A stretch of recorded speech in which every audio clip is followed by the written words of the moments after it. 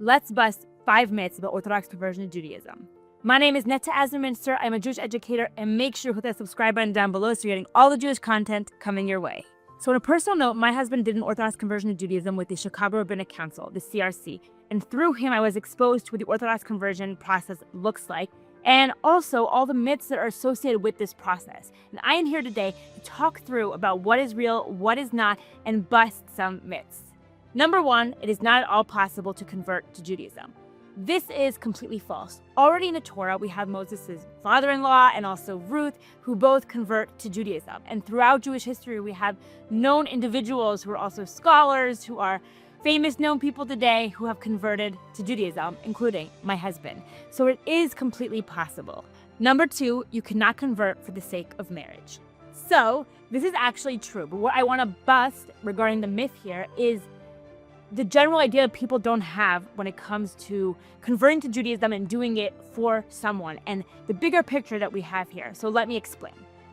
When we say you cannot convert for marriage, this means that you cannot convert if the only reason you are doing it is to marry someone. Let me explain. If you are only converting to Judaism and becoming an Orthodox Jewish person for the sake of marrying someone, you will not be able to fulfill and complete the process.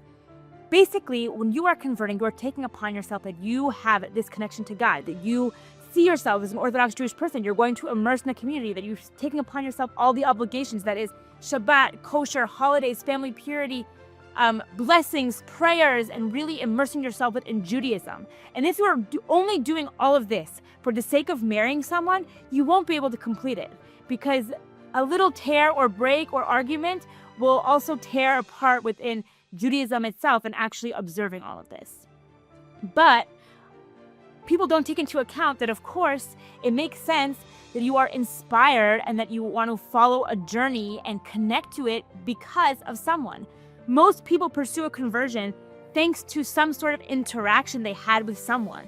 It could be somebody who will be your significant other. It could be family, friends, or something of the sort that inspired you to really immerse in this journey. And thinking that does not exist at all is completely naive. Of course that exists. So what does it look like if you meet someone and then you want to convert?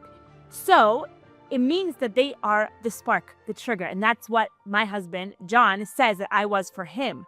That you meet somebody as an individual who you are inspired from, the way they observe Orthodox Jewish life or the specifics that it contains and entails, and you want to take that upon yourself as well. And you fully see yourself immersing in the community, taking these obligations upon yourself, really being a part of Jewish community and society. If you are really serious about that process and you're taking that upon yourself, then you completely will be able to convert. And I know multiple people, including myself, who have had this experience of meeting somebody who really had that spark of Judaism and that Jewish soul, and they did end up converting. Of course, I was by his side the whole time, and the end result was that we got married after he converted, but that wasn't the only reason. That is really important to remember. Personally, I would just say that in our story, he was on the other side of the world when he was doing his conversion process, and I was in Israel, he was in the US, and he put in the time and effort to learn Hebrew, to go to a community every week, to make his house kosher, to miss family events because he was immersing in his Orthodox conversion process. If he was only doing it for me, like I said, it wouldn't have worked because there are a lot of sacrifices along the way. But because the spark and interest was there to make this happen, it did work out in the end. And he is now a completely Orthodox, observant Jewish person within the community, and we are married, of course. So that is basically the situation about that. Number 3, a rabbi is required to turn a convert away 3 times. This is false. I want to note, though, there is what we have in our Jewish law, what it says regarding this requirement of turning away 3 times, and what actually happens. And I want to talk through this. But first, let's talk about the sources. This original idea comes from Ruth Rabbah. This is an additional source, a midrash, and collection of stories that is added to the story of Ruth to add further interpretation and commentary about the book. And in this, we have the concept of turning away 3 times. It says in some verse, turn back, and be 3 times. And because of that, we have learned that when a convert approaches you, you turn away 3 times. That is the original source. However, in our oral law and also in the Shulchan Aruch, which is a compendium of Jewish law, this requirement is not mentioned at all. And it is really important to emphasize this because there is this expectation and thought that a rabbi is going to turn you away 3 times, and that is a requirement. And according to Jewish law, it is not a requirement. And to further explain this, I want to give a quote from Rabbi Yonah Rees, who was the head of the Chicago Rabbinic Council and talks about this idea of turning away 3 times. Perhaps the explanation is that the discouragement of the candidate based on considerations of anti-Semitism continues one stage of pushing away. The continuation of the Talmudic text records that after this initial encounter, we inform the candidate about some of the lighter mitzvot and some of the heavier mitzvot, and inform the candidate that there is death by excision for eating prohibited fat or violating Shabbos once a person has converted, while beforehand, these are completely permissible activities for a non-Jew.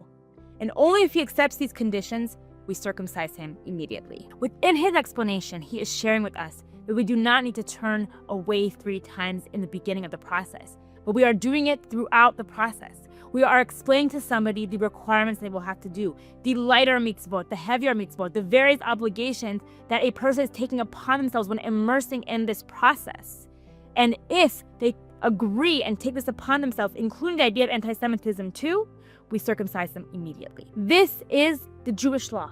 This is what the text says and what rabbis mention about this idea of turning away 3 times. Now, in practicality, does it happen? And the answer is, unfortunately, yes. That depends on the particular rabbi that you are reaching out to, but they might not respond to you in your first email. They might not encourage you or be coming with you in open arms the first time you speak to them. In general, a rabbi wants to ensure that you understand what the process entails. I always recommend to start the process with reading the book To Be a Jew by Rabbi Chaim Donin. This will give you a good background to understand if you are willing to take all of this upon yourself and you understand the obligations that you are taking upon yourself. If you go to a rabbi at that point and explain that you understand what you are taking upon yourself and want to start learning and immersing in the process, in general, from my experience, a rabbi will accept this candidate with open arms. But it changes from case to case. And this is why speaking to me personally is so important, because I can guide you about how to reach out to a rabbi, where your particular location is, what the options are, and what you need to be mindful of as you pursue this process. In any case, though, I do encourage, if you write one email and don't hear back, write another email. If you don't hear from the email, make a call. If you don't hear from the call, come to an event that is public, or that you can go to the synagogue or make an appointment. Something. Try to get a foot in the door so that you are actually meeting the rabbi face to face and talking about your situation to really have that first conversation to understand that this process fits for you or not and what you would be required to do. But bottom line is, there is no requirement to turn away a candidate 3 times. And you should not expect that when first reaching out to a rabbi. You should expect that perhaps you need to follow up because they do want to see that you are serious. But there is no requirement to turn away 3 times. And I will say, John, my husband, was immediately answered in his email by the rabbi, who then became a sponsor rabbi of supporting him throughout his entire process. So that happens too.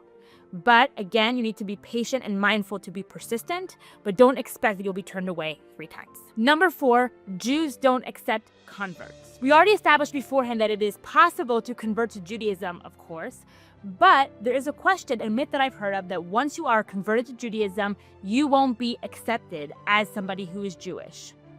And I want to divide it into 2, basically.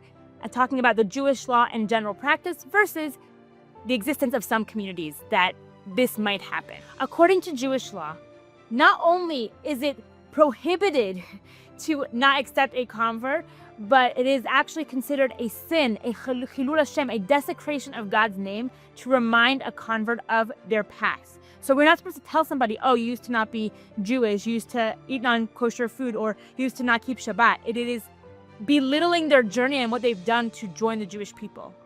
In that context, I will say, once you have converted, you have no obligation to tell anybody that you have converted. And it might come up between people when you're talking about your childhood experiences or about your family because they're non-Jewish. But in general, you have no obligation to share about your background as somebody who converted. However, if you are converting to an Orthodox community that is very observant, that is ultra-Orthodox, there might be some bias when it comes to, for example, matchmaking, and I've heard horror stories before. In general, though, it is absolutely forbidden to treat a convert differently because they have converted. But it doesn't mean that that doesn't exist in some communities, unfortunately. This is why choosing a community is so important. Meeting people who have converted and them sharing with you how the experiences in the community is very important. There's so many different kinds of people in the world. There's so many different kinds of community in the world. Judaism completely accepts converts, and I will say, we've already always chosen communities that have accepted John with open arms, either that they don't even know that he converted, or that they are so happy and encouraging and warm about the fact that he converted to Judaism. So it's all about choosing the right community and being mindful of that yes, it does exist in some places. People are biased sometimes. People can be mean. But in general, according to Judaism, 1,000% accepts converts throughout time. And we as Jewish people have an obligation also to fulfill this and accept converts with open arms, with a huge smile on our face, and with a lot of love and warmth. Number 5, conversion candidates have to be fully knowledgeable about Judaism before reaching out to a rabbi. I hear this a lot, and it is completely false. I'll just say personally, John reached out to the rabbi and really didn't know pretty much anything. Obviously, he knew general about Shabbat, kosher, the ideas behind it. But in the first book that he read, he's marking words like Kiddush, which is the blessing we do on Reap Juice on Friday night, the word Mincha, which is the name of one of the prayers. And he didn't know what these things meant. And he was completely immersed in his process already. As I mentioned earlier on in the video, what's important for the rabbi to understand is that you are aware of what it means to be an Orthodox Jewish person and what the process will entail for you down the road. Obviously, this is a process. It usually takes about a year long, but they want to ensure that you are really serious and that you are committed and immersed in this process and understand what you are taking upon yourself. And that's what they want to ensure. But there's no expectation that you are going to come already and say, I keep Shabbat, I keep kosher, I keep all the holidays, I know what family purity is, I could say all the blessings, I know how to read Hebrew. No. There is an expectation, of course, that you are going to be learning things over time. And usually they will have particular classes that you must take in order to fulfill your conversion process and fill particular requirements that they have. So, of course, it's always beneficial to have knowledge in advance before you reach out to a rabbi, but it certainly is not required. I will also add, you don't want to delay your process so much because you feel that there is more to learn, more to gain. I am a born Jewish person, and I always feel like I am learning new things. A Jewish person throughout their life will constantly be learning. And if you are waiting for the right moment to have learned everything before reaching out to a rabbi, you might not ever start your process. So I encourage you, once you feel ready and you understand what it means, reach out to the rabbi. Understand what the process required. Understand if they have particular things that they want you to know in advance before immersing, and they want you to make sure that you are feeling certain and definite about before immersing in the process. But you don't have to wait for some click or knowledge to have in your mind before reaching out to the rabbi. If you are not sure about immersing in this process and where you are in the journey and have particular questions about your situation, I have 2 resources down below that I highly recommend. One is my ebook, Roadmap to Your Jewish Journey, which highlights the questions you need to be thinking about before reaching out to a rabbi, or practices you need to be mindful of when immersing in this process. Another thing is a personal consultation. It is an hour-long conversation between you and me that we talk through about the process of conversion and what it looks like for you in your situation, your particular location, and what options you have in your area, and what next steps would look like for you. I wish you the best of luck in your journey. Make sure to click subscribe down below so you get all the Jewish content coming your way, and wishing the best of luck in your journey.